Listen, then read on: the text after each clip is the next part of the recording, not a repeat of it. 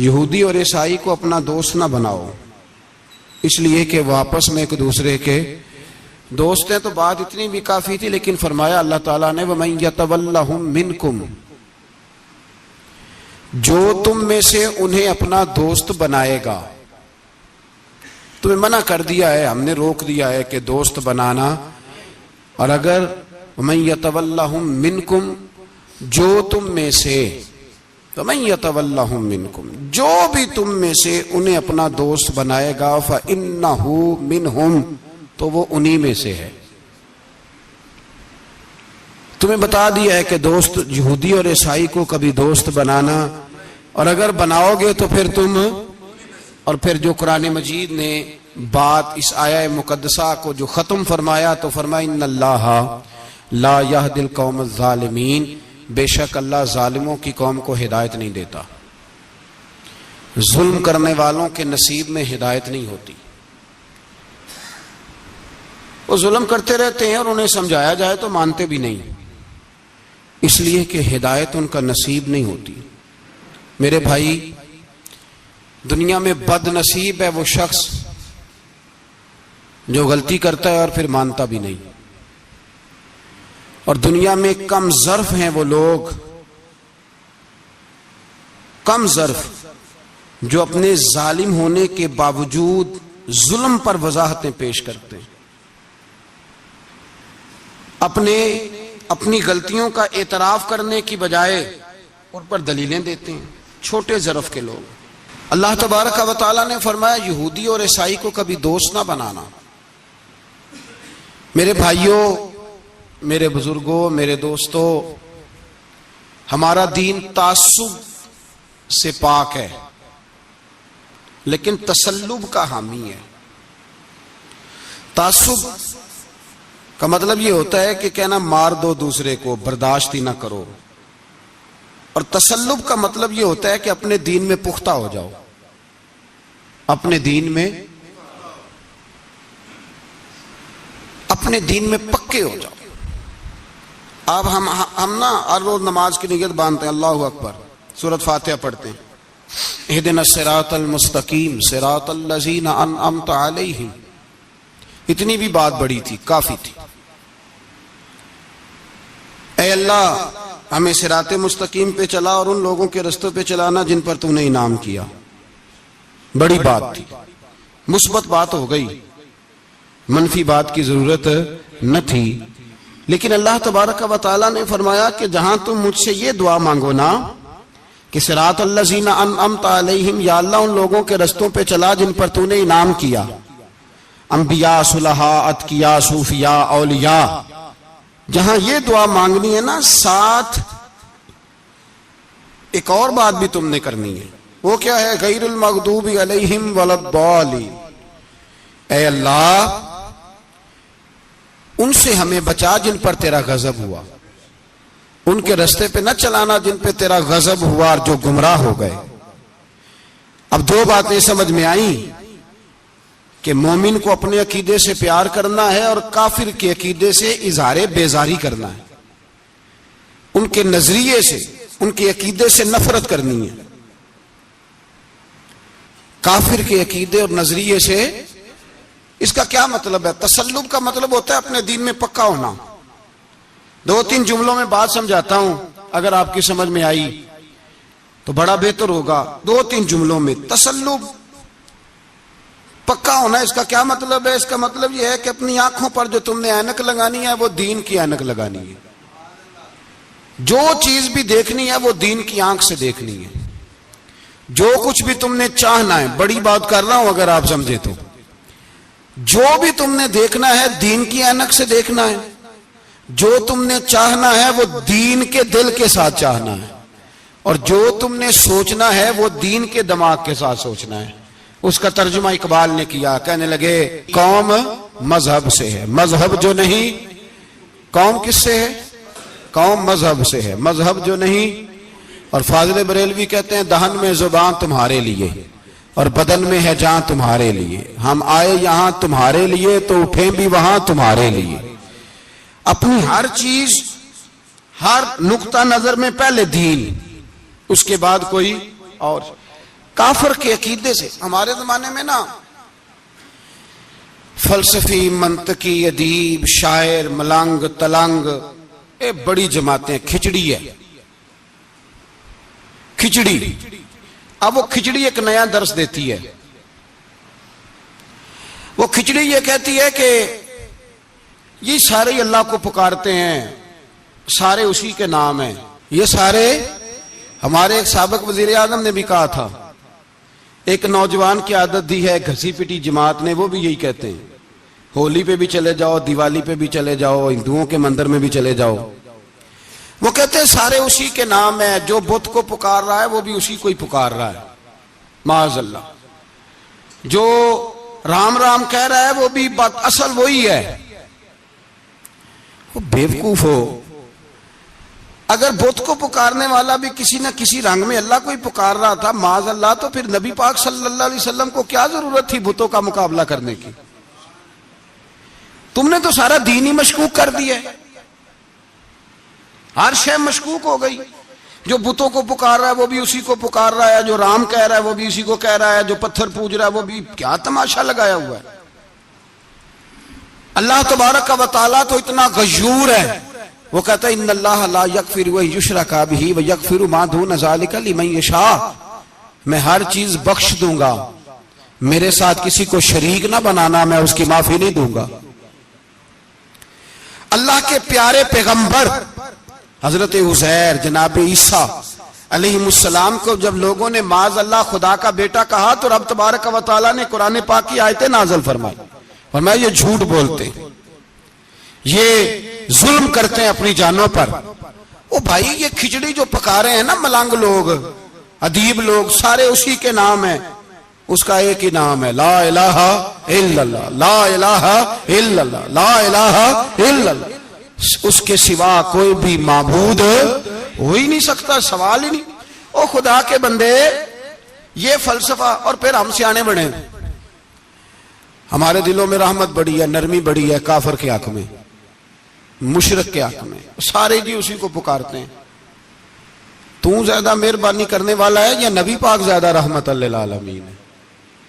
हुजूर ने तो फरमाया बुत के पुजारी से जिहाद होगा तलवार के साथ, पंडित और जोगी काटे जाएंगे तलवार के साथ। जो अल्लाह तबारक व तआला की तौहीद में किसी को शरीक करेगा, मुसलमान उसके खिलाफ उठेंगे। तू कह रहा सारे ये एक है, तसल्लब नहीं, दीन की पुख्तगी नहीं। हमारे यहां लोग मसला पूछते हैं, पाकिस्तान में जो ईसाई रहते हैं ना वो गरीब हैं, पाकिस्तान में जो ईसाई रहते हैं ना वो, और जो अमेरिका में रहते हैं, पाकिस्तान के अंदर जो लोग हैं ना वो मसला पूछते हैं, कहते हैं जी ईसाइयों के साथ खाना पीना जायज है। मैंने कहा अमेरिका में जब रहते हो तब क्यों नहीं पूछते?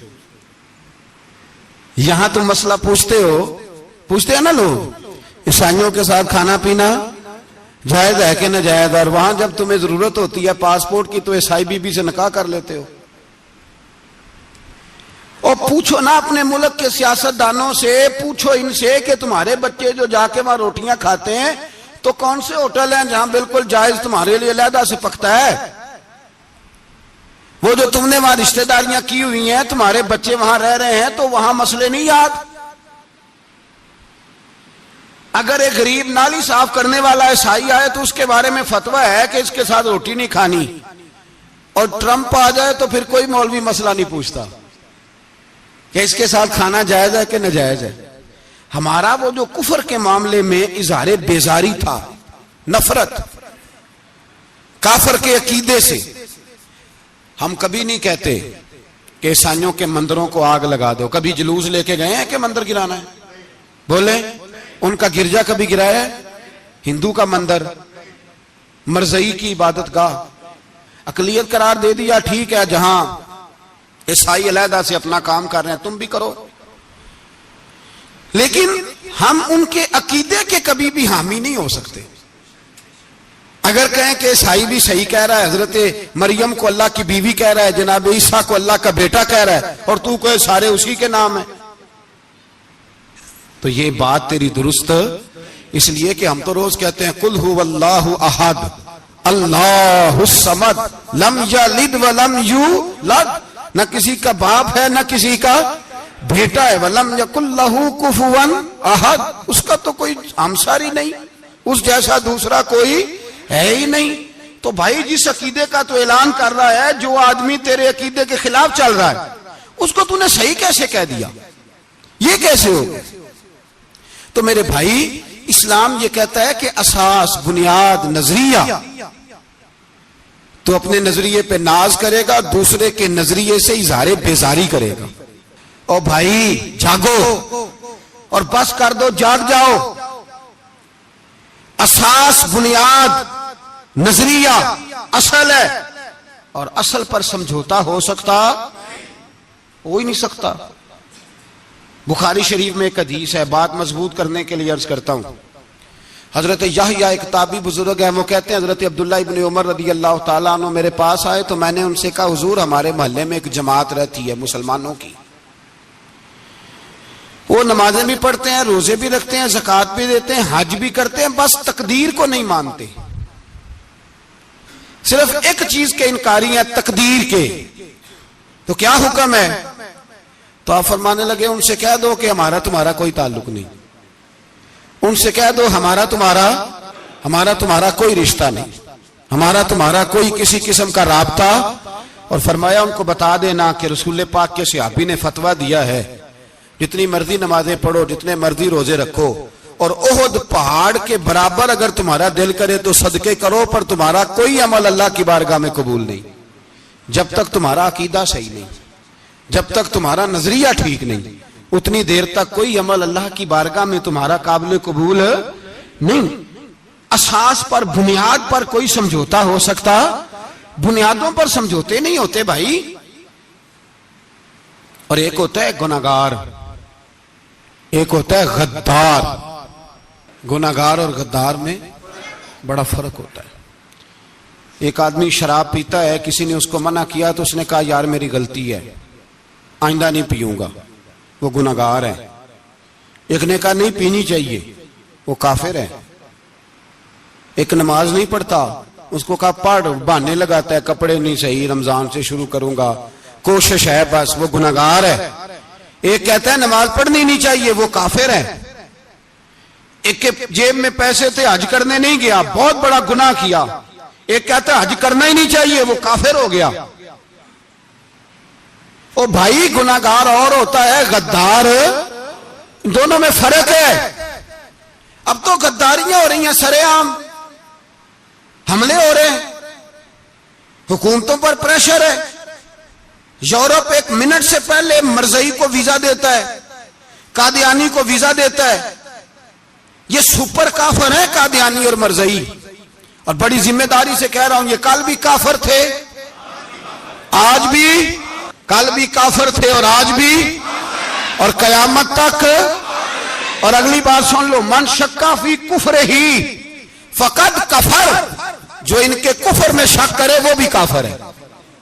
सुन लो, ये फतवा दे देना बेशक जिसको मर्जी। मन शक्का फी कुफर ही फकद कफर, जिस बंदे ने मरज़ई के, कादियानी के काफर होने में शक किया, वो बंदा भी पक्का काफर है, पीटा काफर है, जिसने इनके काफर होने में। तो जेड़े आकर सानू पता ही नहीं लगा असी की कर बैठे, उनके लिए कोई कानून नहीं। वो जिसने कहा है ना मरज़ई, उसका कानून बदलना है, उसको एक पर्ची तेरी मेरी भी शामिल है।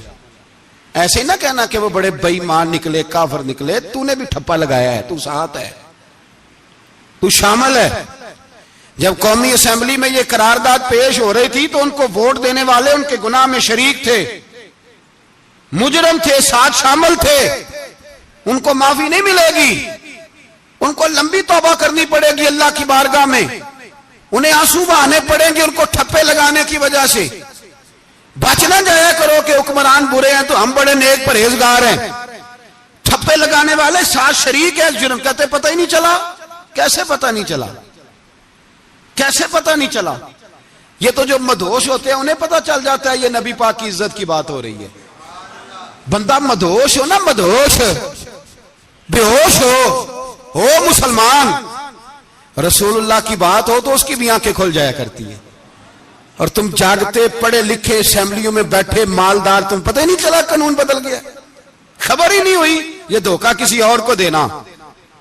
हम तुम्हारे इन धोखों में आने वाले कि किसी और को सुनाना कहानियां, हमें नहीं समझ आती तुम्हारी कहानियां। कहते गलती हो गई, भूल गए। और वजीर आला साहब कहते हैं उसको निकाल देना चाहिए। किसने निकालना है ना तमाशा। कहते हैं उसको निकाल देना चाहिए जिसने इस कानून में, तो किसने निकालना है? हुकूमत तो आपकी है, तो कौन निकालेगा?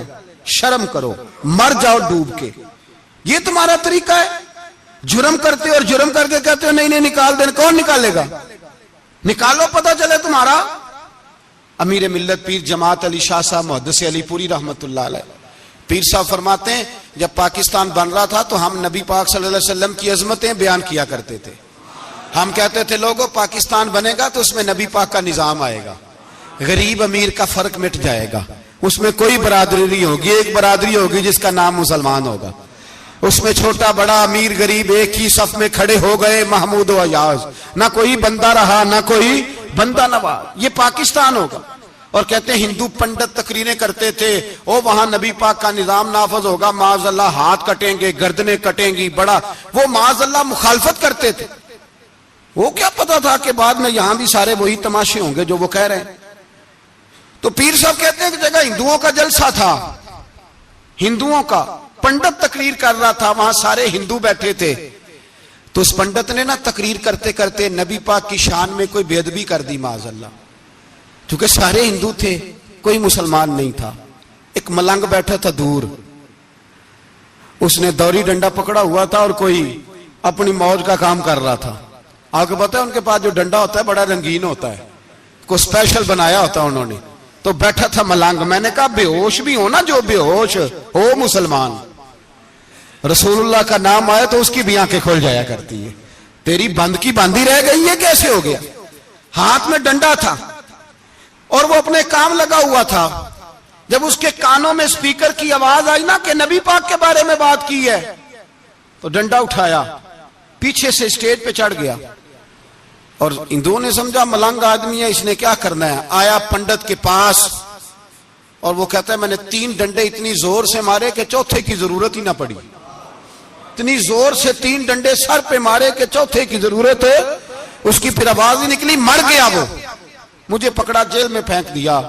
अमीर मिल्लत पीर जमात अली शाह साहब कहते हैं मैं अमृतसर की जेल में मिलने गया और मैंने उसके सामने खड़े होके कहा, मैंने कहा बेलिया, ना तू नमाज पढ़े, ना तू रोजा रखे, ना तू मस्जिद आए, ना तू कोई और काम करे, और इतना बड़ा तूने काम किया, गुस्ताख मार दिया।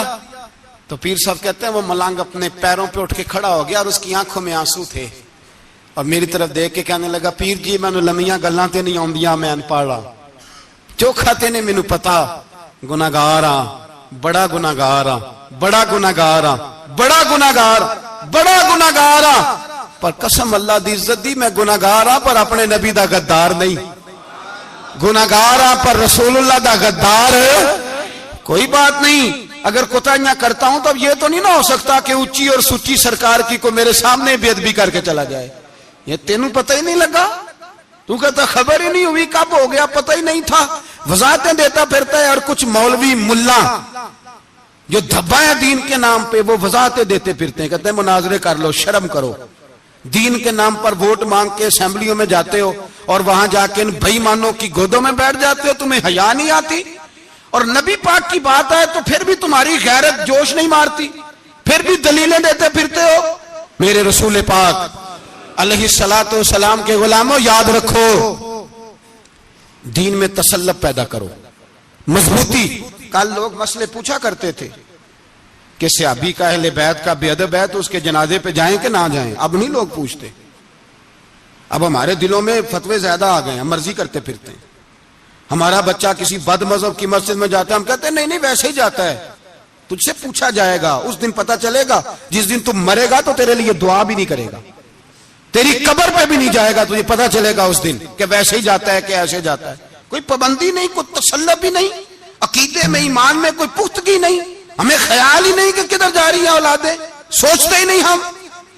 ख्याल होना चाहिए, समझ होनी चाहिए। मेरे रसूल पाक अलैहिस्सलातु वस्सलाम के सहाबा में तसल्लुब था, तसल्लुब। सगी अम्मा भी अगर बेईमान होती थी तो सहाबा करीब नहीं आने देते थे। हजरत अस्मा बिनते अबी बकर सिद्दीक, उनकी मां मुशरिका थी। जनाब सिद्दीक अकबर की एक ज़ौजा हजरत अबू बकर ने तलाक दे दी। कुछ अरसे के बाद वो अपनी बेटी को मिलने आई, मां बेटी से मिलने आई तो हजरत अस्मा बिनते अबू बकर को पैगाम भेजा, कहा बेटे मैं तुझे मिलना चाहती हूं। तो कहा अम्मा जरा ठहर जा, पहले मैं अपने नबी से पूछ लूं। पहले अपने मां बाद में है, नबी पहले है। पहले हजरत अस्मा हुजूर की बारगाह में गई, या रसूल अल्लाह मेरी अम्मा मिलना चाहती है और मुशरिका है, हुक्म क्या है? फरमाया तू मां की हैसियत से मिल सकती है। उन्होंने तो सगे मां बाप से नाते तोड़ लिए, सगे रिश्तेदारों से, और तू इनसे दोस्तियां खत्म नहीं कर सकता, तेरा ताल्लुक भी नहीं, सारे उसी को पुकारते हैं, सारे एक ही हैं। ये तमाशे किसी और को दिखाना, यहां रसूलुल्लाह के गुलाम बसते हैं। हमारा अकीदा बड़ा पुख्ता है, बड़ा पुख्ता, बड़े पुख्ता नजरियात के लोग अल्लाह ने इस धरती को अता फरमाए। इस जमीन ने बड़े कामिल मोमिन पैदा किए। भाई याद रखो, रसूल पाक अलैहिस्सलातु सलाम के गुलामों में अपने दीन के लिए तसल्लुब था, पुख्तगी थी, कुफर से बेजार रहते थे। अगर सबको एक में एक ही करना था तो फिर इतनी लंबी चौड़ी जद्दोजहद, अमीर हमजा का कलेजा निकल गया, कान कट गए, सब कुछ हो गया, और आज तुम उन शहीदों की लाशों पे खड़े होकर कहते हो कि ये तो ऐसे ही कट गए। मजाक है ये? कोई मजाक है? असल बात बताऊं आपको क्या है? दीन मुफ्त में मिला है, और जो शय मुफ्त मिल जाती है उसकी कदर नहीं होती। कदर दीन नबी दा एक ही जानन दुनियादार कमीने, दीन नबी दा जानन वाले सौंगे विच मदीने। तुझे क्या पता, तुझे क्या खबर इस दीन की? कोई खबर ही नहीं। मेरे रसूल पाक का पसीना कितना बहा है। कभी तेरा फेरा लगे तो ओहद के पहाड़ से जाके पूछना नबी पाक का खून कितना बहा है। कभी टाइम मिले ना, मुल्क शाम जाओ और हजरत बिलाल की कब्र पे खड़े होके पूछ दीन कितना कीमती है। और फिर उससे ज्यादा बात पूछनी हो ना कभी, तो मदाइन जा, हजरत सलमान फारसी के मजार के पास उनसे पूछ दीन की कीमत कितनी है। वो तुझे बताएंगे कि कई 100 साल लग गए नबी पाक के कदमों में पहुंचने तक। 100 साल, कई 100 साल। और अगर फिर भी तुझे तसल्ली ना हो तो जन्नतुल बकी में जा और सैयदा तैयबा ताहिरा हजरत फातिमा ज़हरा से पूछ, उनसे पूछ बीबी इस दीन की कदर क्या है। वो तुझे बताएंगी कि जब दीन के चेहरे पे सुर्ख रंग भरना था तो मैंने हुसैन का खून दे के भरा है। वो तुझे बताएंगी कि इस दीन को जब पेंट करना था तो मैंने जनाब अली असगर के बाजुओं के साथ मुसव्वरी की है। इसको आसान समझ रखा है लोगों ने, आसान समझ रखा है। कहा तुम कट गए, और आज उठने वाला सूफी और दरवेश कहता है सारे एक ही हैं, सारे उसी को मानते हैं। जिस सियासतदान का दिल करता है वो जाके मंदिरों में पूजा कर आता है, जिसका दिल करता है वो जाके हिंदुओं की होली और दिवाली में शरीक हो जाता है। सब एक ही हैं। अगर एक ही थे तो हुसैन का अली असगर क्यों शहीद हुआ? अगर सब एक ही थे तो जनाब अली अकबर क्यों शहीद हुए? सारे एक ही थे तो फिर ठीक है, मस्त रहना चाहिए था। ये मजाक है इतनी कुर्बानियां? शर्म ही नहीं आती बात करते हुए? जागो और अपने दीन को समझो। मेरे रसूल पाक अलैहिस्सलातु सलाम ने जो दीन दिया इसमें तसल्लुब है, तसल्लुब, कुफर से बेजारी। कितनी बेजारी? हजरत उम्मे हबीबा रदी अल्लाह ताला अन्हा उम्मुल मोमिनीन है, ये हमारी अम्मा है। उम्मे, माओ के नाम तो बच्चों को आने चाहिए ना, ये मोमिनों की माँ है। अबू सुफियान की बेटी है, हजरत अबू सुफियान रदी अल्लाह ताला अन्हु की बेटी, नबी पाक की ज़ौजा है। जनाब अमीर माविया रदी अल्लाह ताला अन्हु की सगी बहन हुजूर की ज़ौजा थी, बहुत बड़े अमीर बाप की बेटी थी। मदीने जब आई तो नबी पाक के घर में गुर्बत देखी, आजमाइश देखी, कई कई दिनों के फकरे इख्तियारी के जलवे देखे। अबू सुफियान एक मुज़ाकरात के सिलसिले में मदीने आए और कहते हैं मैंने सोचा सीधा अपनी बेटी के घर जाता हूं। तो कहते हैं मैं हजरत उम्मे हबीबा के सहन में दाखिल हुआ तो चारपाई पे बिस्तर बिछा हुआ था, और उम्मे हबीबा एक साइड पे बैठकर तो सुई धागे के साथ कोई काम कर रही थी। अबू सुफियान कहते हैं मेरी बेटी की नजर पड़ी तो उम्मे हबीबा जल्दी से उठी, उठ के बिस्तर जो चारपाई पे बिछा हुआ था वो बिस्तर उठाया, लपेटा, अंदर ले गई। बाद में बाहर आई तो मैंने बेटी के सर पे हाथ रखा, मैंने कहा बेटी मैं समझ गया हूं, बिस्तर पे मेरी नजर पड़ी है, लगता है कई साल पुराना है, पेबंद भी लगे हुए हैं, तो इसलिए अंदर रखा ही है कि पुराने बिस्तर पे बाप को बिठाऊंगी, इसलिए रखा ही है। तो बेटी अमीर घर से आए तो गरीब घर में उसकी शिकायतें खत्म नहीं होती, पर दीन के साथ तसल्लुब उम्मुल मोमिनीन का, पुख्तगी और कुफर से बेजारी। कहने लगी अब्बा जी अभी आप काफिर है ना, तो आपकी सोच अभी बदली नहीं, मैं इसलिए नहीं बिस्तर अंदर रख के आई कि आपके काबिल नहीं था, मैं तो इसलिए रखा यूं कि वो मेरे नबी का पाक बिस्तर है और आप नापाक हैं। वो पाक बिस्तर है, इन्नमल मुशरिकून नजस, मुशरिक नापाक होता है, बाप होना अलग बात है, लेकिन मेरे दिल में बाप की कदर बाद में है मेरे दिल में, और रसूलुल्लाह के बिस्तर की कदर पहले है। रसूलुल्लाह की नहीं, रसूलुल्लाह के बिस्तर की कदर कि बाप बैठ ना जाए। इतनी नफरत मुशरिक से, इतना इजहार, वो बाप भी हो तो इतनी नफरत। लोगों ने पेचे डाले हुए हैं प्यार के, मोहब्बत की पिंगे चढ़ा रहे हैं और सारे ये कहें जी सब सही है, और हमारे दिलों में नरमी। हमारा अपना जवान बाहर जाता है, वो ये नहीं देखता कि मैं जिससे शादी करने लगा हूं नेशनैलिटी ज्यादा जरूरी है कि ईमान, पैसे ज्यादा जरूरी के ईमान, दीन ज्यादा जरूरी के दौलत। अजीब तमाशा है, बेचते फिरते हैं, फार सेल कर दिया मजहब को, तसल्लुब ही नहीं, कोई ख्याल ही नहीं, तवज्जो ही नहीं हमारी। मेरे रसूल पाक अलैहिस्सलातु वस्सलाम के सहाबा यूं चट्टान थे दीन के मामले में, अपना प्यारा भी सामने आता था तो काफिर समझ के कत्ल कर देते, इसलिए कि वो समझते थे कौम मजहब से है, मजहब जो नहीं तुम भी नहीं, अगर दीन नहीं रहेगा तो कोई शय बाकी नहीं रहे। याद रखना, अगर दीन नहीं रहेगा। मेरे हबीब पाक अलैहिस्सलातु वस्सलाम के गुलामों का ये हाल था। ओहद के अंदर अफवाह फैल गई कि हुजूर शहीद हो गए। हजरत अनस बिन मालिक के चचा थे अनस बिन नदर रदी अल्लाह तआला, जब अफवाह फैली ना हुजूर शहीद हो गए तो जनाब अनस बिन नदर उठे, तलवार पकड़ी, सहाबा से कहने लगे यहां क्यों बैठे हो? कहा हुजूर शहीद हो गए तो हम क्या करें? फरमाया हुजूर शहीद हो गए तो हम जिंदा रह के क्या करेंगे? यहां क्यों बैठे हो? हमारा जीना भी मुस्तफा के लिए, मरना भी मुस्तफा के लिए। अगर हुजूर अलैहिस्सलातु वस्सलाम विसाल कर गए तो उठो, उन बेईमानों से लड़ते हैं जिन्होंने मुस्तफा को शहीद किया है, उठो। हजरत अनस बिन नदर मैदान में निकले, इस तरह लड़े कि सहाबा कहते हैं ना जख्मों की परवाह, तीर बरसते रहे परवाह कोई नहीं, तलवारें चलती रही परवाह कोई नहीं, उनके वजूद पर नेजों के जख्म आते रहे परवाह कोई नहीं। हजरत अनस बिन नदर इतना लड़े कि शहीद हो गए, और जब शहादत के बाद उनकी लाश देखी तो 80 जख्म नजर आए, तलवारों के, नेजों के 80 जख्म। हुजूर के लिए उन लोगों ने जाने दे दी, परवाह ही नहीं की। यहां इस मसले को हमारे यहां लोग समझते ही नहीं। खत्म नबुव्वत का मसला बड़ा हसास मसला है। मा काना मुहम्मदुन अबा अहदिन मिर रिजालिकुम वलाकिन रसूलुल्लाह व खातमन नबिय्यीन। हम खत्म भी पढ़े ना किसी का तो उसमें भी खत्म नबुव्वत वाली आयत पढ़ते हैं, इसलिए कि ये बुनियादी मसला है। हम लोगों को बताते हैं कि जो मरने वाला गया है ना दुनिया से, वो नबी पाक की खत्म नबुव्वत का ऐलान करता हुआ गया है।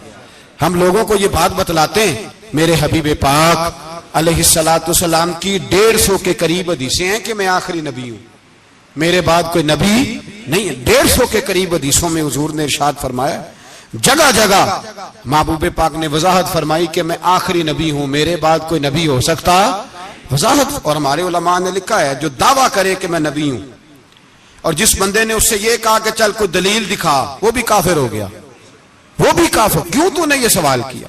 ये हसास नौइयत का मसला है। मेरे रसूल पाक अलैहिस्सलाम के गुलामों ने एक पैगाम दिया है हमें, उस पैगाम को याद रखना। हजरत साद बिन रबी रदी अल्लाह तआला अन्हु को ओहद के मैदान में इतने जख्म लगे कि उठा नहीं जाता था। नबी पाक सल्लल्लाहु अलैहि वसल्लम ने फरमाया जाओ को मेरे साद बिन रबी का पता करो वो कहां है।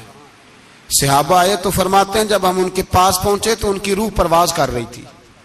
आखिरी लफ्ज उन्होंने अदा किए, कहने लगे इधर आओ सहाबा, इधर आओ, मेरी वसीयत सुन लो। हम करीब गए, हमने कहा शायद बच्चों के बारे में, औलाद के बारे में, घर के बारे में कोई वसीयत करेंगे।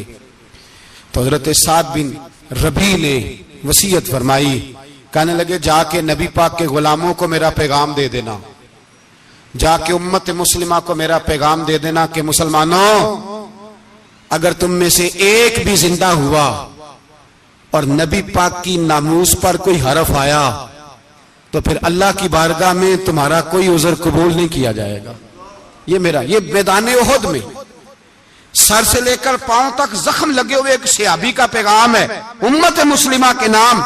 हजरत साद बिन रबी रज़ी अल्लाह ताला अन्हु फरमाने लगे, मैं मरते वक्त मुसलमानों को पैगाम दे के जा रहा हूं कि अगर हुजूर की इज्जत पर, नामूस पर, नबी पाक सल्लल्लाहु अलैहि वसल्लम की जात पर जरा सा भी हरफ आया और मुसलमान जिंदा हुए, और फिर अगर वो समझे कि हमें अल्लाह की बारगाह से माफी मिल जाएगी, तो याद रखना रब हर बात माफ करेगा, इस बात में तुम्हें अल्लाह माफी, इसमें तुम्हें, ये पैगाम दिया साद बिन रबी ने और उम्मत को समझाया कि हर बात में कंप्रोमाइज कर लेना, रसूलुल्लाह की जात के बारे में कंप्रोमाइज ना करना। जब से मरज़इयों को इन सुपर काफरों को अकलियत करार दिया गया है, उसके बाद किसी मरज़ई की इबादतगाह जलाई है मुसलमानों ने? बोले कभी किसी मरज़ई के साथ मुसलमानों ने कुछ जुल्म किया है? बाद में ठीक है, अपनी इबादत कर रहे हैं जिस तरह भी कर रहे हैं, बाकी अकलियतें भी रह रही हैं। कभी दोबारा उलमा ने यह तहरीक चलाई है कि इन्हें पाकिस्तान से निकालो, ये क्यों बसते हैं यहां? अकलियत है तो रहने दो। जी जो बेईमान है, काफिर है, उसे घसीट के दीन में क्यों लाते हो? जब वो आना नहीं चाह रहा, उन्होंने उस काने बेईमान को नबी माना हुआ है, वो उसको पैगंबर मानते हैं, कभी जिल्ली नबी मानते हैं, कभी बरूजी नबी मानते हैं, पूरी दुनिया में नेटवर्क बनाया हुआ है, हर जगह ढंढोरा पीटते फिरते हैं। वो कहते हैं खातम नबीजीन का माना यह है कि नबी पाक तो मोहरे लगाने आए हैं, बड़े नबी आ सकते हैं। उनका अकीदा यह है कि मिर्जा मुस्तकिल नबी नहीं था, वो हुजूर का साया बन के आया था। वो माज़अल्लाह, जिस नबी का अल्लाह पाक ने ज़ाहिरी हयात में साया नहीं बनाया, ये काना साया बनेगा नबी पाक का? उस बेईमान को वो अपना पेशवा मानते हैं। चलो छोड़ो, जो काफिर को अपना पेशवा माने वो बंदा सही होता है? चलो नबी ना भी माने, पेशवा माने, वो सही होता है? इतने पक्के बेईमानों और काफिरों को तुम लोगों ने गुंजाइश देने के लिए सिर्फ मगरबी ये जो बनाना चाहते हैं ना, ये अपने ऊपर से लेबल उतारना चाहते हैं कि नहीं जी नहीं, हम तो सबको लेके, वो तो कई दफा कह चुके हैं जी सारे उसी को पुकारते हैं ना, सारे उसी को नहीं पुकारते, उसको अगर सही पुकारते हैं तो मुसलमान पुकारते हैं, बाकी उसको सही पुकारते कि झूठ बोलते हैं, मिलावट करते हैं, शिर्क करते हैं, कुफर करते हैं। और अल्लाह की बारगाह में कुफर और शिर्क की कोई माफी, ये दुनिया को बताना चाहते हैं नहीं जी नहीं, हम बड़े नरम हैं, हम बड़े ऐसे हैं। हम कोई नरम नहीं, कोई नरम नहीं, हम नरम हैं रुहमाओ बैनहुम। लेकिन अगर अकीदों को छेड़ोगे, रसूलुल्लाह की इज्जत और नामूस और खत्म नबुव्वत को छेड़ोगे, तो इकबाल कहते हैं हम बड़े नरम है, इतने नरम है जैसे रेशम होता है, हो हल्का है, यारा तो बरेशम की तरह नरम, और रिज़्मे हक को बातिल हो तो फौलाद है मोमिन। फिर हम नरम नहीं, फिर हमारे अंदर बड़ी सख्ती है, बड़ी सख्ती। हजरत अबू बकर सिद्दीक सबसे ज्यादा नरम थे, पर खत्म नबुव्वत का मामला आया तो सबसे ज्यादा सख्त हजरत अबू बकर सिद्दीक साबित हुए, सबसे ज्यादा। हम बड़े सख्त हैं, बड़े सख्त। चेक ना किया करो मुसलमानों के ईमान को, टटोला ना करो। मेरी आपसे भी अपील है कि ऐसे ही को बंदा अगर आपके घर आ जाए ना और आके कहे मैं फलां साहब हूं, तो रोब में ना आया करो, उससे पहले पूछा करो यूं तो सैयद भी हो, मिर्जा भी हो, अफगान भी हो, तुम सभी कुछ हो, बताओ कि मुसलमान भी हो। बस कर दें, अब बस कर दें, उन लोगों के हाथ मजबूत कर दें जो हाथ बढ़ाते हैं तो नबी पाक की खत्म नबुव्वत पे ही डाल लेते। उनके हाथ मजबूत करने बंद करो, बंद करो उन जालिमों के हाथ मजबूत करने। हुजूर आखिरी नबी हैं, बोलिए नबी पाक, सारे बोलिए हुजूर। हुजूर के बाद जो किसी और को नबी माने वो कल भी काफिर था, आज भी, कयामत तक वो, जो उसके कुफर में शक करे वो भी, जो मिर्ज़ई कादियानी के कुफर में शक करे वो भी काफिर है। मर जाए तो मुसलमानों के उस कब्रिस्तान में उसका दफन होना जायज है, मुसलमान का उसके लिए ताज़ियत करना जायज है, मुसलमान का उसके दिल उसके हक में नरमी पैदा करना जायज है? नहीं। मुसलमान का उस शख्स के बारे में किसी किस्म की गुंजाइश देना जायज है? कल भी काफिर थे, आज भी काफिर है, कयामत तक काफिर रहेंगे। मुसलमान वो रहेगा जो कहेगा कि नबी की हर शान को हम मानते हैं, हुजूर खातमन नबीयीन है, जुबान से इकरार करते हैं और दिल से उस पर ईमान लाते हैं, वो बंदा मुसलमान रहेगा। हम हुकूमतों को समझाते हैं अपनी कब्रें खराब ना करो, अपनी आखिरत तबाह ना करो, ना बात थोड़ा सा वक्त है, तुम्हारे बाप दादा मर गए, उनका नाम भी कोई नहीं लेता, तुम भी दुनिया से जाओगे, खुदारा हम तुम्हें समझाते हैं, हम दर्दमंदाना अपील करते हैं, अपनी आखिरत बचाओ। ये असेंबलियां चंद रोजा, ये हुकूमतें चंद रोजा, उधर जाके देख लो शदरे में वक्त का बादशाह लेटा है, लेकिन कोई नहीं जाता। बादशाह था, उठता था तो दुनिया उठती थी, बैठता था तो दुनिया बैठ जाती थी। आज हमारे बहुत सारे नौजवानों को पता नहीं कि उस किसी बादशाह की कब्र भी है, बहुत बड़ा मकबरा बना, बड़ी सैरगाह बनी है, पर कोई जाता नहीं। चंद कदम रावी क्रॉस करके देख लो, दाता अली अजमेरी लेटे हुए। एक दिन के लिए भी छोटी सी असेंबली के मेंबर भी नहीं बने। मीरा ना अमीरां दे दीवे बलदे नहीं, सदा फकीरां दे। ना वो वाली हुकूमत करो इसके बाद तुम्हारी फातिहा भी कोई ना पढ़े।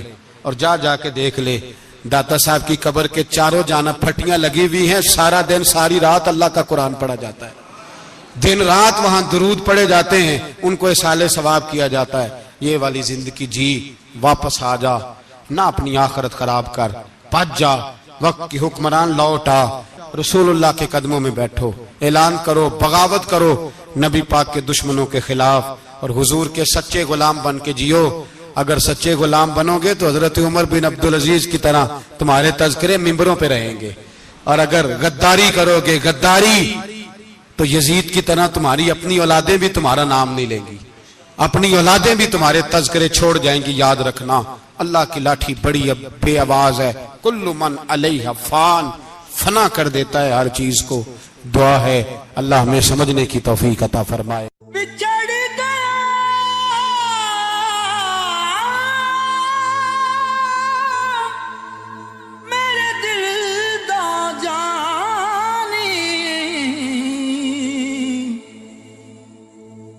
मैं कखों वांगर रुल गई, फुल्लां नाल नाजुक जिंदड़ी, मेरी विच कंडियां दे रुल गई। कम सजना दे मार मुका,